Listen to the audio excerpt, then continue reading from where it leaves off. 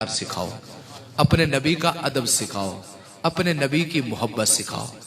दूसरी चीज फरमाया हुब्बा आहले नबीयकुम, हुजूर की घर वालों का प्यार सिखाओ, हुजूर की आहले बैत का अदब सिखाओ। तीसरी चीज फरमाया हुब्बा तिलावतिल कुरान, कुरान का प्यार सिखाओ। बहुत सारी चीजें हम बच्चों को सिखाते हैं, बहुत सारी चीजों की तरबियत करते हैं, लेकिन जो नबी ने फरमाया उसको हम छोड़ देते हैं। फरमाया कि और कोई चीज आपके बच्चों के सीने में हो या ना हो, लेकिन नबी का प्यार जरूर हो। वो उठते बैठते हुजूर की मोहब्बत के गुन गाए, वो चल रहा हो तो हुजूर की नात के तराने उसके लबों पे नजर आए, लगे कि ये आशिक रसूल है, ये बच्चा किसी आशिक रसूल घर पैदा हुआ है। अहले बैत का प्यार सिखाओ और कुरान की तिलावत सिखाओ। हुजूर की मोहब्बत इस तरह सिखाओ कि जिस तरह तुम अपने बच्चों को अपना प्यार सिखाते हो, इससे भी ज्यादा, क्योंकि ये हमारे ईमान का एक हिस्सा है, तकमीले ईमान का जरिया है। जब तक मोहब्बत रसूल नहीं होती उस वक्त तक मेरा और आपका ईमान कामिल नहीं होता। दुनिया का सबसे बड़ा शख्स है और हुजूर के बाद हुजूर ने उनको ये एजाज दिया है कि मेरे बाद अगर कोई नबी होता तो वो उमर होता। इतना बड़ा शख्स है। हुजूर ने फरमाया जिस रास्ते से मेरा उमर गुजरता है वो रास्ता तो शैतान ही छोड़ देता है। वो उमर इतना अजीम हस्ती है, इतना कद आवर शख्स है, उसके लिए भी मेरे नबी ने फरमाया है उमर, जब तक तेरे साथ तुझे मेरी मोहब्बत नहीं ना मिलती फिर तुझे तेरा ईमान कामिल नहीं हो सकता। उस शख्स के लिए हुजूर ने फरमाया कि ईमान की तकमील मोहब्बत रसूल के बगैर ना मुकम्मल है। वो बंदा कामिल मोमिन हो ही नहीं सकता जब तक उसके सीने में रसूलुल्लाह का प्यार मौजूद ना हो। तो मैं और आप देख लें हुजूर की मोहब्बत हम बच्चों को कितनी एक सिखाते हैं। क्या हमारे बच्चे उठते बैठते दुरूद शरीफ पढ़ते हैं, चलते फिरते हुजूर की नाते पढ़ते हैं? ये प्यार की एक निशानी है। और याद रखें मेरे नबी के सहाबा ने हुजूर से टूट के प्यार किया। आप जमाने में ऐसी कोई शख्सियत आपको नजर नहीं आएगी। कोई अरस्तु है तो कोई हिटलर है, लेकिन उसके जितने मर्जी फेवर हो, लेकिन इतनी मोहब्बत करने वाला हुजूर के सहाबा के बगैर ऐसी शख्सियत का प्यार करने वाला जमाने में किसी को कोई नजर नहीं आएगा। यार आप खुद अंदाजा करें, वो नबी मुकर्रम रऊफुर रहीम सल्लल्लाहु अलैहि वसल्लम जब बाल तरशवाते थे, अपनी जुल्फे संवारते थे और हिजाम को बुलाते थे, कितना बड़ा हिजाम का ओहदा था जो रसूलुल्लाह सल्लल्लाहु अलैहि वसल्लम की जुल्फे तराशा करता था। और हुजूर अलैहिस्सलातु वस्सलाम के पास जब वो तशरीफ लाते और हुजूर की जुल्फे तराशते तो फरमाया कि सहाबा किराम हुजूर के गिर्द इस तरह तवाफ करते। एक तवाफ शरई है जो खाने काबे के बाहर किया जाता है, लेकिन ये तवाफ वो था तवाफ मोहब्बत। हुजूर के गिर्द घूमते थे, किस मकसद के लिए? सिर्फ ये मकसद था अंतका शैउन इल्ला शारतुन फी यदे रजुलिन, यही उनकी ख्वाहिश होती थी, अल्लाह करे हुजूर अलैहिस्सलाम के मुबारक बालों में से कोई बाल यार हमें नसीब हो जाए। ये मोहब्बत आपने किसी शख्सियत में देखी है कि कोई बड़े से बड़ा ओहदे पे मनसब पे फाइज हो और उसके बाल और तरशवाए हुए बालों को लेने के लिए लोग उस हस्ती के गिर्द तवाफ कर रहे हो? ये सिर्फ और सिर्फ खासा है रसूलुल्लाह का, और ये खासा है, ये एजाज है उन सहाबा का जिन्होंने मेरे आका करीम अलैहिस्सलाम के बालों को अपने हाथों पे लिया। ये तो सिर्फ बाल है यार। वो हुजूर की अदब, एहतराम और मोहब्बत देखिए कि हुजूर अलैहिस्सलाम अपनी नाक साफ करते। अपनी नाक साफ करने के लिए वो नाक की रीठ मुबारक जब आप जमीन पे फेंकने के लिए इरादा फरमाते तो फरमाया कि सहाबा किराम के हाथ इस तरह आपकी रीठ मुबारक लेने के लिए आगे फैले हुए होते जिस तरह कोई बंदा खैरात नहीं लेने के लिए आते बना। ये हुजूर का प्यार है। और फिर इसी तरह जब हुजूर अलैहिस्सलाम अपना लुआबे दहन फेंकते, वो लुआबे दहन जो खारी कुएं में पड़ा तो उसमें मिठास पैदा हो गई। जो बेनूर आंख पे लगा तो नूर आ गया, जो टूटी हुई हड्डी पे लगा तो वो हड्डी जो है वो सही हो गई, वो लुआबे दहन लेने के लिए सहाबा कराम हुजूर के गिर्द हाला बना के खड़े होते और हुजूर के गिर्द खड़े होकर उसको हासिल करने के लिए अपने हाथ फैलाए हुए होते। ये उनकी मोहब्बत यार हुजूर अलैहिस्सलाम से। मैं कहता हूं ये प्यार अगर हम अपने बच्चों को बताएं तो मैं कहता हूं हमारे बच्चे जो है वो हुजूर का अदब जब ये सीखेंगे, ये कहानियां सुनेंगे, ये किस्से सुनेंगे, तो फिर वो आशिक रसूल बनेंगे और उनके सीने में हुजूर का प्यार नजर आएगा। हजरत सैयदना उस्मान गनी रज़ी अल्लाह ताला अन्हु जो कामिलुल हया है, जिनसे मेरे नबी इसलिए हया फरमाते कि ये वो हस्ती है जिनसे मैं नबी होके हया नहीं करता, बल्कि अल्लाह के नूरानी फरिश्ते भी इस बाहया शख्स से हया करते हैं। वो हजरत उस्मान गनी जिसके लिए मेरे नबी ने फरमाया लिकुल्ले नबिय्यिन रफीकुल व रफीकी फिल जन्नत उस्मान, हर बंदे का कोई ना कोई जन्नत में संगति होगा और मुझ मोहम्मद का संगति जन्नत के अंदर हजरत उस्मान गनी रज़ी अल्लाह ताला अन्हु। वो फरमाते हैं, वो उनको जब सुलह हुदैबिया के मौका पर मेरे आका ने जो है काफिरों से बातचीत करने के लिए मक्का में भेजा, जब वहां पहुंचे तो उन्हें ये जो है वो पेशकश की गई। हजरत उस्मान गनी से आए, उस्मान गनी आप काबे का तवाफ कर सकते हैं, लेकिन मुसलमानों में से किसी को इजाजत नहीं।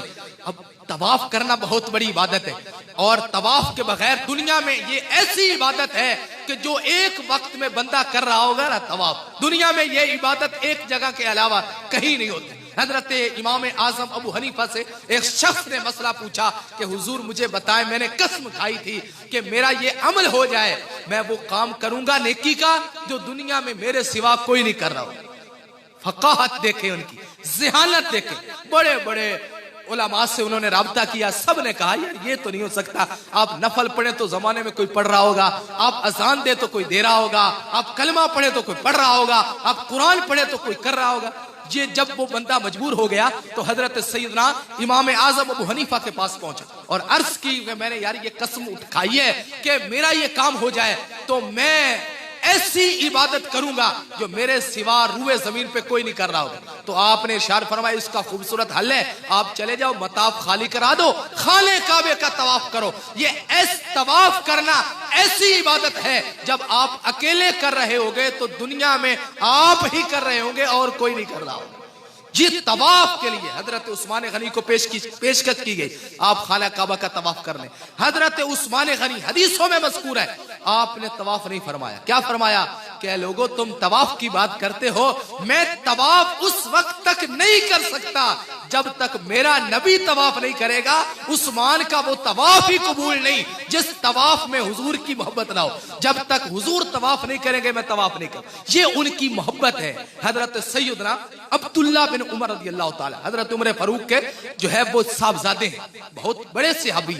आप एक दफा रास्ते से आ रहे हैं, रास्ता साफ है, गुजरना है, जैसे आप मिसाल हमने सड़क में जाना है तो साफ रास्ता है, आप गुजर रहे थे साफ रास्ते से, यकदम रास्ते से इधर हट गए और फिर दोबारा उस रास्ते पे चढ़े और किसी ने पूछा कि यार यहाँ कोई रास्ते में कोई रुकावट तो थी नहीं, आप इधर मुड़ के फिर ऊपर आए।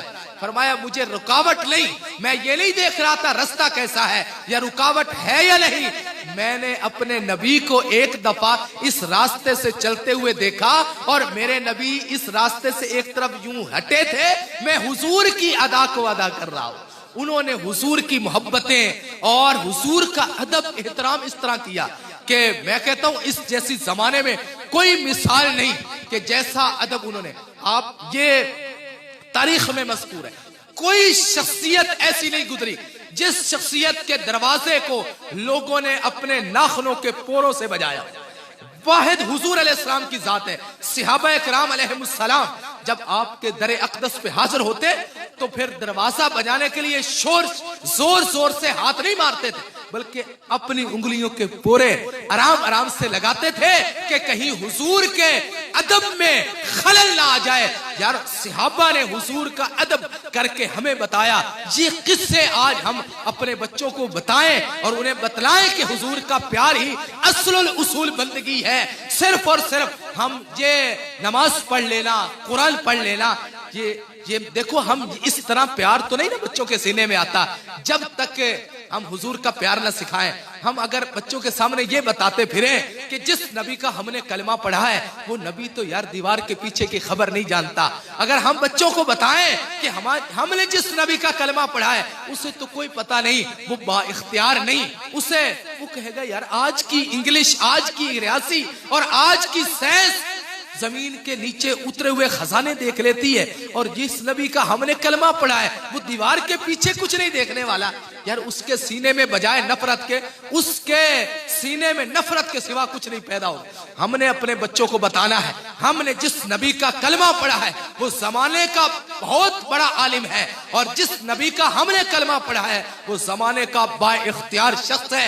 ऐसा मुख्तार है, ऐसा मुख्तार है, अगर वो चाहे ना कि किबला बदल जाए तो अल्लाह उसकी खैश के लिए किबले बदल देता है। देखो हजरत आदम अलैहिस्सलाम से लेकर हुजूर अलैहिस्सलाम तक जितने अंबिया आए सबका किबला बैतुल मक़दस रहा। मेरे आका करीम अलैहिस्सलाम ने भी जिंदगी के कुछ माह बैतुल मक़दस की तरफ रुख करके जो है नमाजें पढ़ी। एक दिन नमाज में ख्याल आ गया कि काश किबला बैतुल मक़दस से फिर के बैतुल्लाह बन जाए तो क्या ही अच्छा हो। तो कुरान मजीद फुरकान हमीद ने अंदाज बयान किया, फला नुवल्लियन्नका क़िबलतन तर्दा फवल्ली वजहका शत्रल मस्जिदिल हराम। फरमाया ऐ नबी हम आपको देख रहे हैं, बार बार आपका चेहरा उठ जाना और आपका ये प्यार और मोहब्बत करना कि काश मेरा किबला बैतुल्लाह बन जाए। जाओ फिर हमने नमाज के अंदर खड़े हैं, जोहर की नमाज है, 2 रकतें पढ़ ली है, 2 अभी पढ़नी है, और फरमान जारी हो गया कि आप उस तरफ अपना रुख फेर लें जिस तरफ आप चाहते हैं। यार जिनके चाहने से, जिनके इख्तियार से मेरा रब किबले बदल देता है वो नबी कितना बाइख्तियार होगा, वो कितना नबी मुख्तार होगा। देखो 2 मिसालें मैं आपके सामने रखता हूं। एक मिसाल ये देखें, आप में से कोई बंदा या कोई बड़ा मुफ्ती ये कह सकता है कि आपके लिए इतनी नमाजें माफ है? नहीं ना कर सकता कोई भी। लेकिन हुजूर के दरबार में एक कबीला आता है और वो आके अर्ज करता है या रसूल अल्लाह हम इस्लाम लाना चाहते हैं, लेकिन शर्त ये है कि हम 5 नमाजों में से 2 नमाजें पढ़ा करेंगे, 3 नहीं पढ़ा करेंगे। अगर मेरे नबी बाइख्तियार ना होते तो आप फरमाते कि मुझे नहीं खबर ये अल्लाह का मामला है, मुझे नहीं पता, लेकिन मेरे नबी ने फरमाया शरीयत भी मेरी है और मेरे रब ने मुझे ये इख्तियार दिया है, जिस गुलाम को चाहे जो कुछ अता फरमाए आप अता फरमा सकते हैं। आपने फरमाया जाओ तुम मुसलमान हो जाओ, बाकी सारे 5 नमाजें पढ़ेंगे, तुम चलो 2 नमाजें पढ़ लिया करें, आपकी 2 नमाजें 5 नमाजों का काम कर देंगे। ये हुजूर का इख्तियार है, इसके सिवा दुनिया में कोई ऐसी हस्ती नहीं जो ऐसा कर सके। अच्छा कोई बंदा शादी कर रहा हो और शादी में हक महर न लिखवाए, शरीयत का उसूल है, शरीयत में 10 दिरहम से कम हक महर शरीयत में मुकर्रर ना हो तो शादी नहीं होती, हक के महर लाजमी है। लेकिन अगर कोई बंदा ये कहे कि मैं आपसे शादी इस शर्त पे करता हूं खातून से कि मैं उसको कुरान पढ़ना सिखा दूंगा, तो क्या उसका निकाह होगा? नहीं होगा, बिल्कुल नहीं होगा। हुजूर की शरीयत में जब तक माल की सूरत में उसका हक में महर मुकर्रर न किया जाए उस वक्त तक शरीयत में निकाह नहीं होता। बाद में भले वो माफ भी कर दे। लेकिन मेरे आका करीम अलैहिस्सलाम के पास एक खातून आई, उसने अर्ज किया रसूल अल्लाह सल्लल्लाहु अलैहि वसल्लम मैं आपको हिबा करती हूँ, आप जिसके साथ चाहे मेरा निकाह कर दे। मेरे आका करीम अलैहिस्सलातु वस्सलाम के पास एक शख्स बैठा था, उसने अर्ज किया रसूल अल्लाह सल्लल्लाहु अलैहि वसल्लम इस खातून का मेरे साथ निकाह करवा। मेरे आका ने फरमाया चलो जाओ 1 सूट कपड़े को ले आओ। उन्होंने कहा यार सर मेरे पास तो कुछ भी नहीं, यही अपने कपड़े ही पहने हुए हैं बस। आपने फरमाया चलो कोई अंगूठी ले आओ। कहा यार रसूल अल्लाह कुछ भी नहीं। मेरे आका करीम अलैहिस्सलाम ने फरमाया चलो बताओ तुझे कुरान की कुछ आयतें याद है?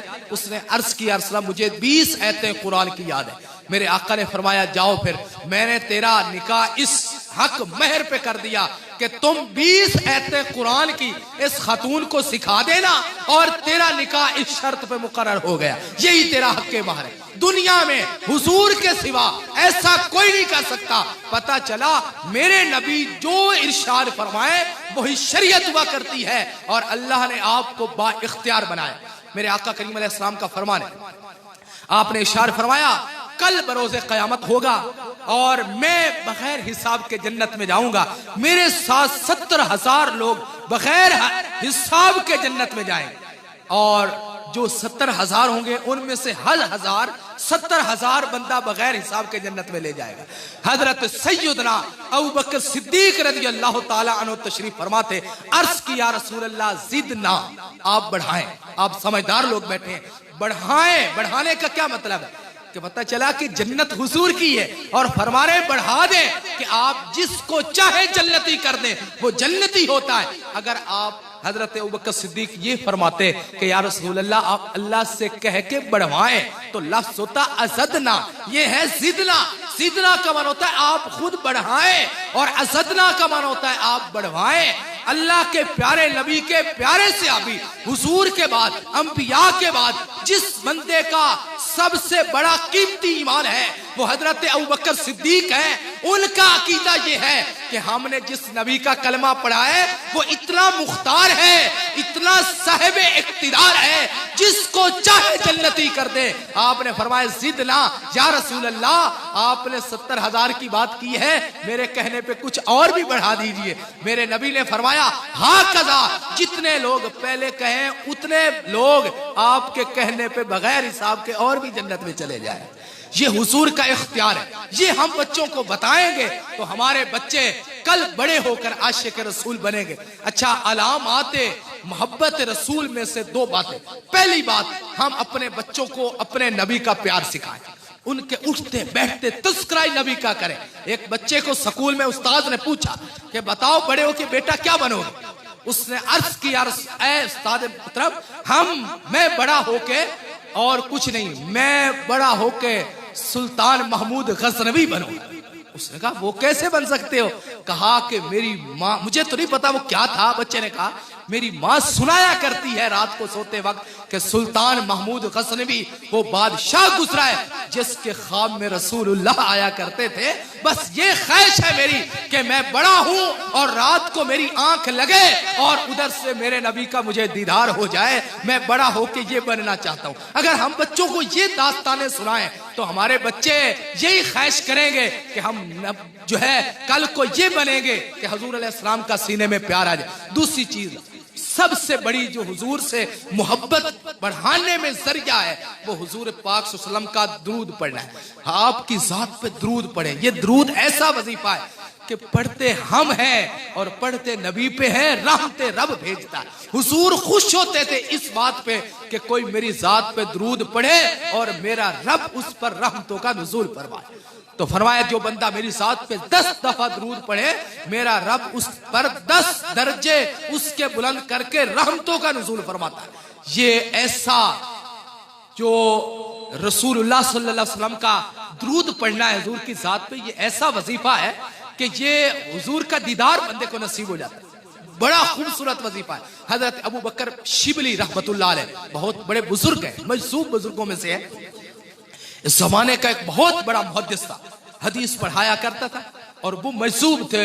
रास्ते में गुजरते हुए लोग, बच्चे उन्हें जो है वो रोड़े मारते, गुजरते हुए उन पर ताने कसते, आवाजें कसते, वो मजसूब था। अबू बकर शिबली उनका नाम। एक दफा वो उस मदरसे में आ गया जहां बहुत बड़े मुहद्दिस कुरान में हदीस का दर्स दे रहे थे। वो सामने आया तो वो शेखुल हदीस साहब खड़े हो गए और उन्हें अपनी जगह पे बिठाया और खड़े होकर उनको जो है उनको गले लगाया और उनके माथे पे बोसा दिया। तो बच्चों ने अर्ज की उस्ताद मोहतरम ये क्या कर रहे हैं? ये तो शख्स, इसको जमाने वाले मजसूब कहते हैं और इससे तो लोग बच्चे इसको गालियां देते हैं और सारे जमाने वाले इसे जो है अच्छा नहीं जानते और आपने इसे मसनदे शेखुल हदीस पे बिठा दिया।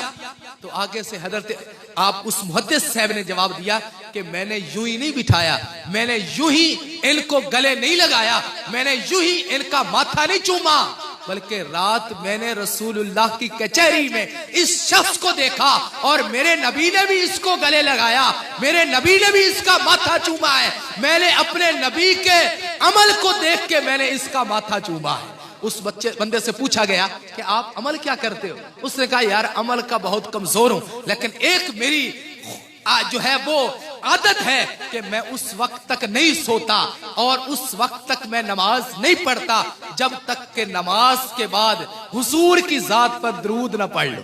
3 दफा दरूद पाक पढ़ता हूँ और 3 दफा फिर मैं ये आया करीमा पढ़ता हूँ, लक़द जाअकुम रसूलुम मिन अनफुसिकुम, ये वाली आयत मुबारक पढ़ के फिर 3 दफा दरूद पाक पढ़ता हूँ। इस तरह मैं अपनी नमाज मुकम्मल करने के बाद ये जुमले पढ़ के नमाज से उठता हूँ। तो बस इनकी बरकत से हुजूर का दीदार नसीब हो गया। तो आज भी अगर मैं और आप हुजूर से रिश्ता जोड़ना चाहते हैं तो सबसे अहम हमारे पास जो एक हथियार है वो हुजूर अलैहिस्सलाम का दरूद है। आपकी जात पे कसरत से दरूद पढ़े।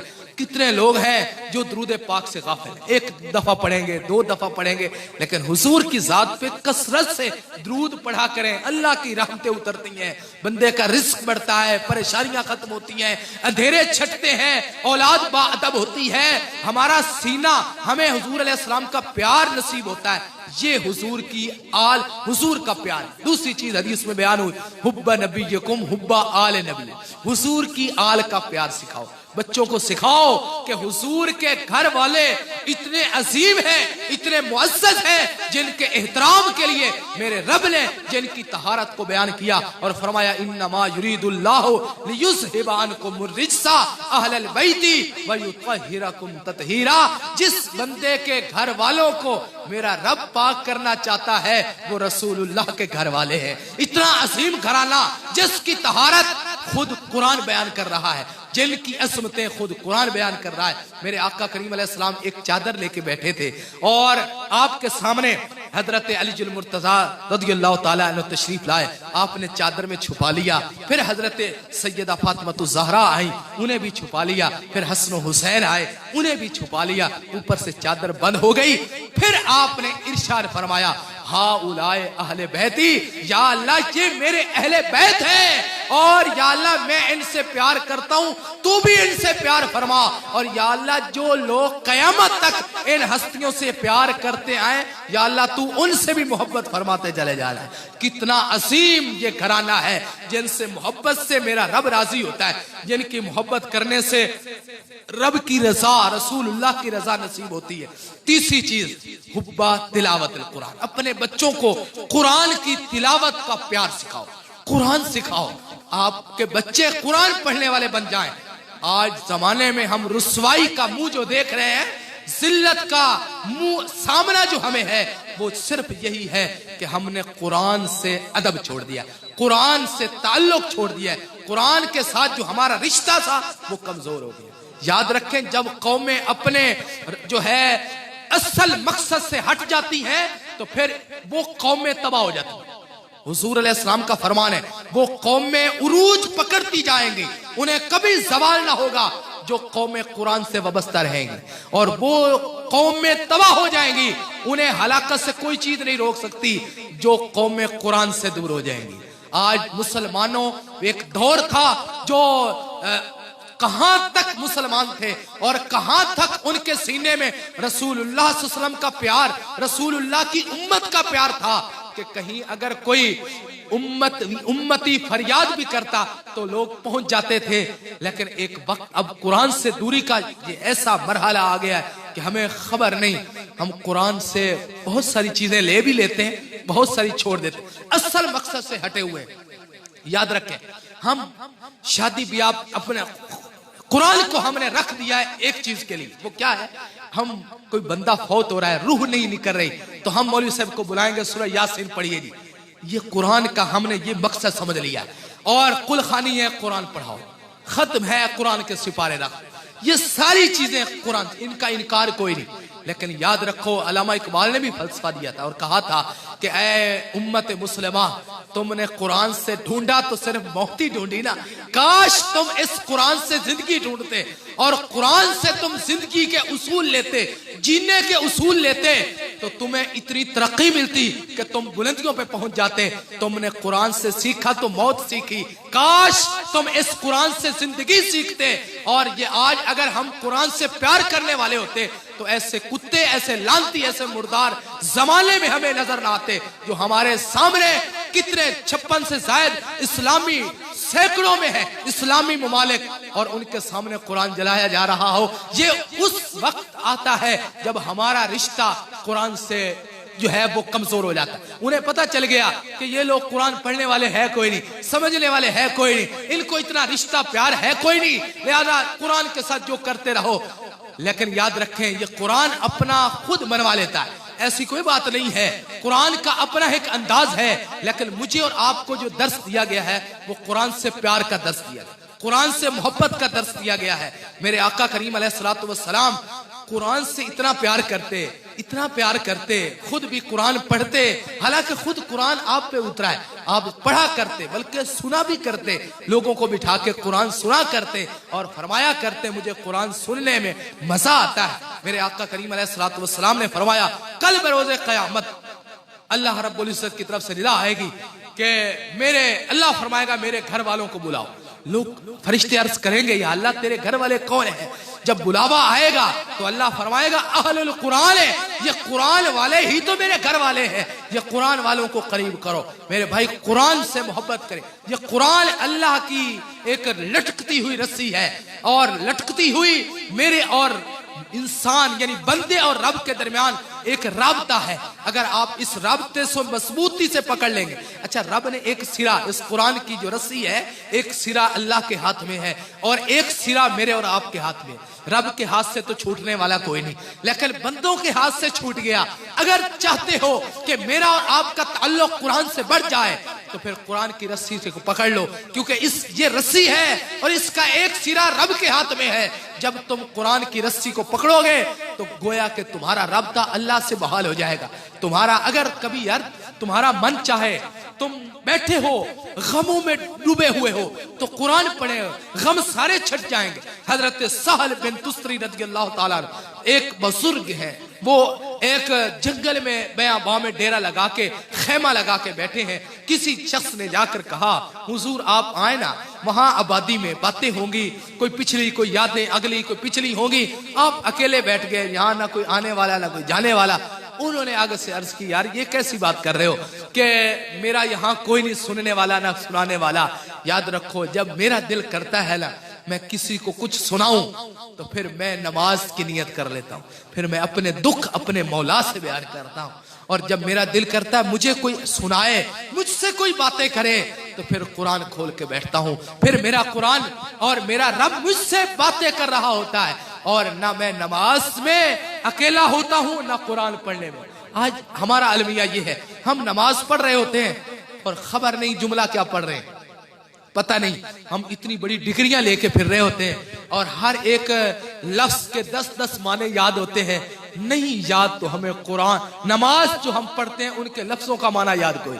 सुबहान रब्बियल आला का जिसको पता ही नहीं कि इसमें माना क्या है, वो क्या जानेगा नमाज की लज्जत क्या है। जिसको नहीं पता कि सुबहानकल्लाहुम्मा व बिहम्दिका व तबारक अस्मुका व तआला जद्दुका व ला इलाहा खैरुक, इस जुमलों में लज्जत कितनी है, इन जुमले में मजा कितना है, तो वो नमाज की हलावत कैसे पाएगा। इसलिए जब हम नमाज में खड़े होते हैं तो हमारे ख्याल दुकानों पे, हमारे ख्याल घरों में होते हैं, क्योंकि लफ्जों के अंदर का ख्याल तो है कोई नहीं। जब हम सूरह फातिहा पढ़ रहे होते हैं अल्हम्दुलिल्लाहि रब्बिल आलमीन, तो हमें तो नहीं ना पता क्या लिखा है, अगर पढ़ लेते तो इसका लुत्फ दुबाला हो जाता। अल्हम्दुलिल्लाहि रब्बिल आलमीन, ऐ मालिक तमाम खूबियां तेरे लिए है, तमाम तारीफें तेरे लिए है। अर्रहमान अर्रहीम, तू रहमान भी है मौला, तू रहीम भी है मौला।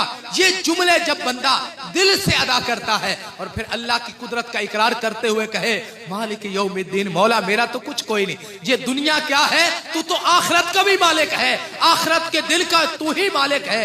ये जुमले जब यार मुझे और आपको याद होंगे, को नमाज का अत्तहियातु लिल्लाही, जब हमें पता होगा कि इन लफ्जों के नीचे है क्या और हमने रब से कहना क्या है, तो फिर हमें हमारा लुत्फ नमाज का दुबाला होगा कि नहीं। अत्तहियातु लिल्लाही, या अल्लाह ये मेरी बातनी, मेरी ज़हरी, मेरी सारी बदनी इबादतें, माली इबादतें सारी तेरे लिए है। और अत्तहियातु लिल्लाही वस्सलावातु वत्तय्यिबात, सारी नवाज़ें तेरे लिए, सब पाकीज़गियां तेरे लिए। और फिर बंदा जब ये पढ़ता है